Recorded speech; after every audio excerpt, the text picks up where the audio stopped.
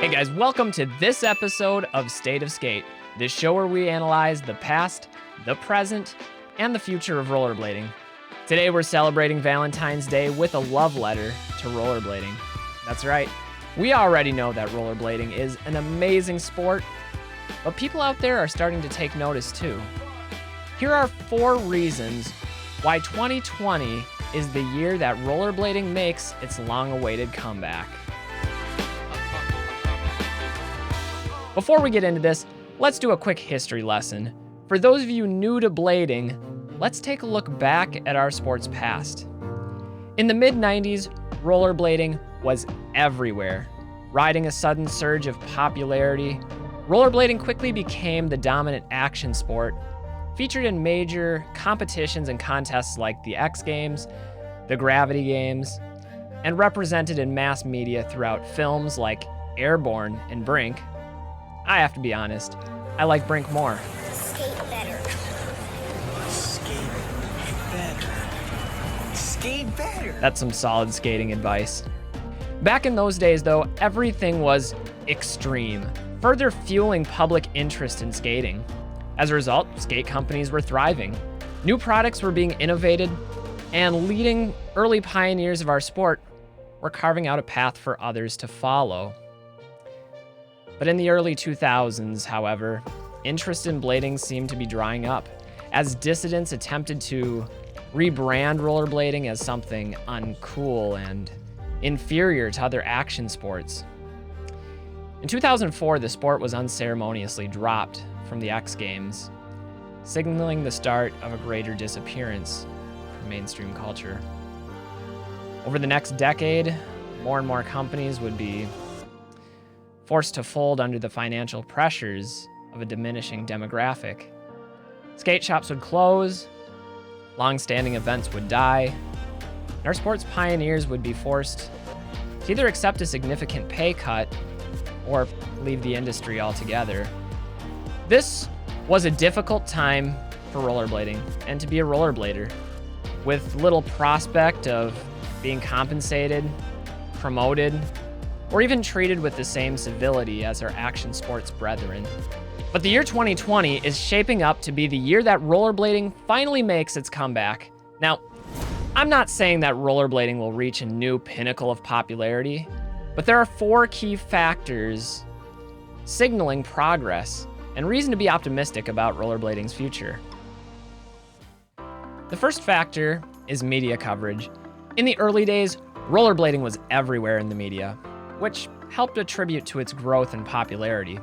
After all, in order for an idea to spread in interest, it needs exposure, particularly to younger generations, the consumer-driven demographic. And for the first time in over a decade, rollerblading is growing in visibility.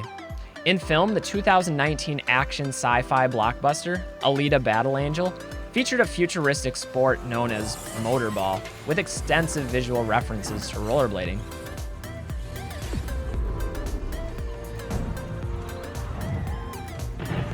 Director James Cameron even hired professional rollerbladers like Frankie Morales, Katie Ketchum, Dave Lang, Julian Baugh, Wake Shepman, and Chris Haffey to be part of the film.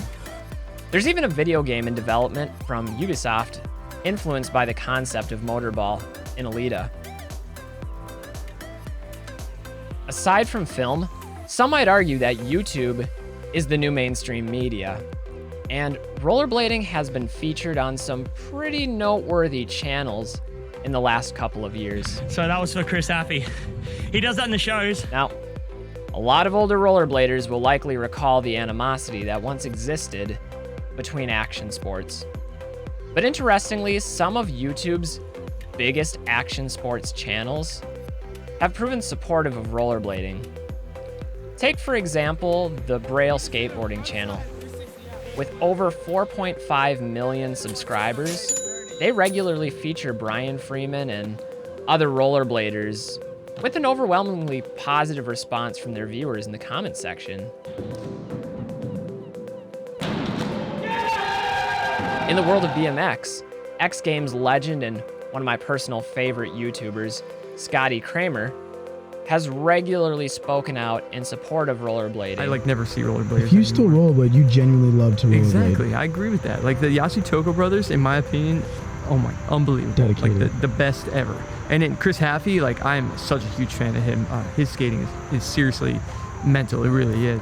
Even Ryan Williams, a versatile scooter and BMX icon with 1.3 million subscribers on his channel, has promoted rollerblading. I have brought back the rollerblades, and you may not know this, but that's actually what I started on. So. Even attempting the mega ramp on a pair of rollerblades. Of course, we can't forget Tony Hawk either. Soul grind! Soul Grind Challenge. The second factor is events. While media coverage is great for exposure, the health of rollerblading or any action sports is also dependent upon upward mobility within the community. By nature, rollerblading is goal-driven, and without competitions and sponsorships, the sport runs the risk of stagnation. In the last few years, a core group of blading events have solidified, emerging and growing into world-recognized competitions. The FI Series has given a platform for rollerbladers around the world with emerging superstars like Julian Cadeau, Roman Abrat, Joe Atkinson, CJ Wellsmore, and really countless others. Traditional competitions like Winter Clash are growing stronger than ever.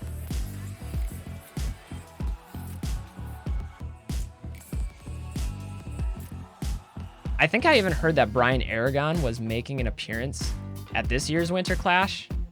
That's reason enough to be excited about blading. Thanks to industry leaders, new events like the Blade Cup hosted by John Julio are also taking root and becoming something of a yearly pilgrimage for our whole industry. Now, I haven't made it to one of these Blade Cups yet, but every year it looks amazing. I really need to get to one. Speaking of global platforms, just last month, Chimera introduced a new action sports competition series in Japan that included $90,000 cash prize to the winner of each respective sport. With an amazing run, Seiichiro Kaneshima took home what is likely the biggest competition paycheck in blading history. Perhaps this is a sign of things to come. As a Minnesotan, land of ice hockey, I can't forget about crashed ice. Widely known bladers like the Yasutoko brothers, Jimmy Hake, and Cameron Card have found an opportunity to transfer their skills to a new medium of ice. Meanwhile, some of the best ice cross riders in the world have entered into rollerblading as a means of training for crashed ice. It's a new demographic and a win-win for both sports. One need not look any further than Jojo Velasquez, son of Richie and Pam Velasquez. Not only does he shred Woodward Skate Park with ease, but he was last year's Crashed Ice Junior World Champion on top of it. And of course, we can't discount the number of local community-driven events, competitions, sessions that are cropping up all over. Say what you will about keeping skating pure, but the truth is, competition and events and sponsorships and promotion are key ingredients to fueling our sport. And our events just keep getting stronger, better, and I look forward to seeing which ones we have crop up here in 2020.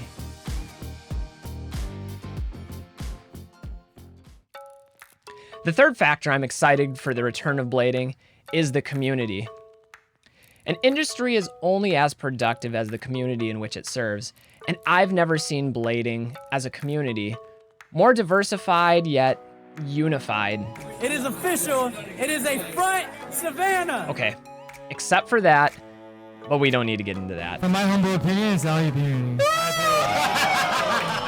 Never before has there been so much quality blading content so readily available to people in the community. Notable YouTube channels like Back to Blading, Ricardo Lino, Brandon Drummond, Biz with This Week in Blade, Jump Street Podcast. I mean, the list goes on, but these places are cranking out videos, news, product reviews, and reaching more of an audience than just the rollerblading community. Meanwhile, we have web curators like BMag, One Magazine, and Blader Union. We're providing a valuable service in distributing this content and really giving a platform to the unknowns and up-and-comers in the industry. I got to send a special thanks to Travis and Daniel at Blader Union, Kevin at BMag, and Brandon Drummond for helping promote the content on this channel. So, big thank you guys. Appreciate the support. Wow, get out of here. Speaking of community, just look at the rise of What Year Is It? A new annual pilgrimage to Woodward East, started by Cameron Card and Long of Oak City Skate Shop. What Year Is It drew in nearly 600 participants out for a weekend of skating in 2019. This wasn't a competition, but one big community-oriented session, and I can tell from experience that this is exactly the kind of atmosphere that rollerblading needs.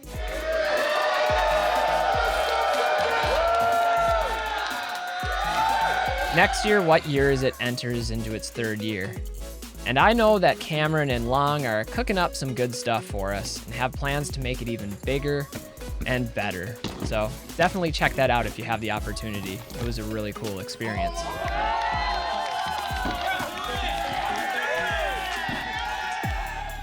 The final factor is a reemergence of blading products and shops. Since the golden age of rollerblading, we've lost some amazing companies and some iconic brands. Brands like Mind Game, Be Unique, Senate, and countless other companies have been forced out of the industry due to a diminishing market share and revenue pool.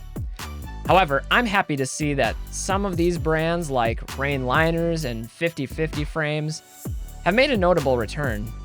For those of you familiar with Lawrence, the owner of 50/50 Frames, and the personality behind the Back to Blading podcast and YouTube channel, he's come back to blading with a vengeance. It's hard to believe, but this is my third year since getting back into blading. We'd be remiss not to mention the amazing work John Julio has accomplished with them skates, or Frankie Morales with Gods. Rems made a comeback, USD broke new ground by introducing its versions of Shadows and the popular A on skate. Even Royce's is going eco-friendly with a new concept skate of their own. Meanwhile, hats off to Long at Oak City Skate Shop, helping fill the void left by Aggressive Mall, Revolution Skate, E-Rolling, and others that have come and gone in blading. Looks like Long even upgraded the Oak City website. Looks nice, man. Looks good. If you guys made it this far into the video, consider supporting your local skate shops. They're the lifeblood of our industry, and every purchase helps ensure opportunities for our professional riders.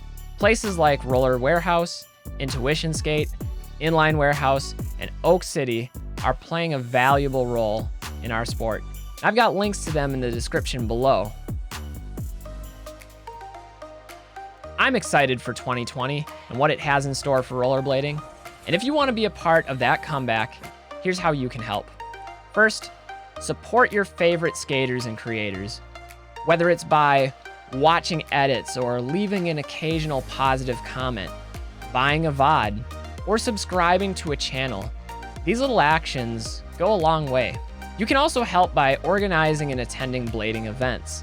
These competitions and events keep blading fresh and give a platform to bladers everywhere.